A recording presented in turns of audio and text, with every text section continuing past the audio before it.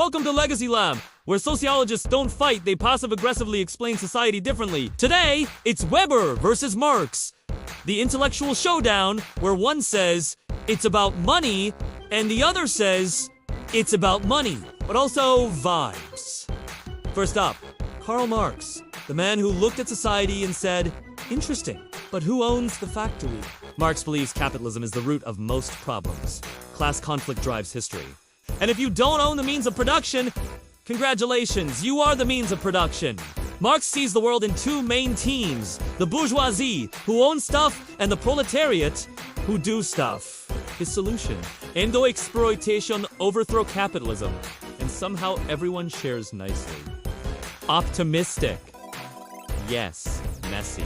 Also, yes! Now enter Max Weber, who read Marx and said, okay, but you're ignoring literally everything else. Weber argues that class isn't just about money, it's also about status, power, culture, education, religion, and bureaucracy. Weber noticed that people with degrees, titles, or fancy job names often have more influence than people with cash but no credentials. He also warned us about bureaucracy, the system where rules multiply, paperwork never ends, and no one knows who's actually in charge. Looking at you, modern society. So, head-to-head, what's the difference? Marx says society is a battlefield between workers and owners. Weber says it's a complicated spreadsheet with multiple tabs labeled class, status, and power. Marx believes economic structure shapes culture. Weber says culture and ideas can shape the economy. Marx wants revolution. Weber wants analysis. How about a flowchart? Let's look at a modern example. Marx looks at Amazon and says, workers create value while shareholders profit.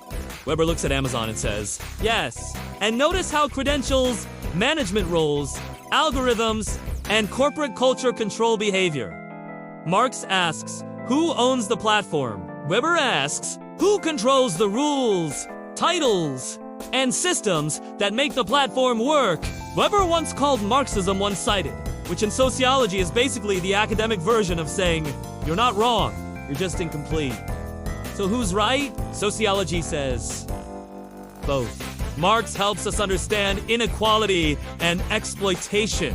Weber helps us understand why power sticks around even when money changes hands. Together, they explain why society is unequal, complicated, and somehow still running on spreadsheets and stress.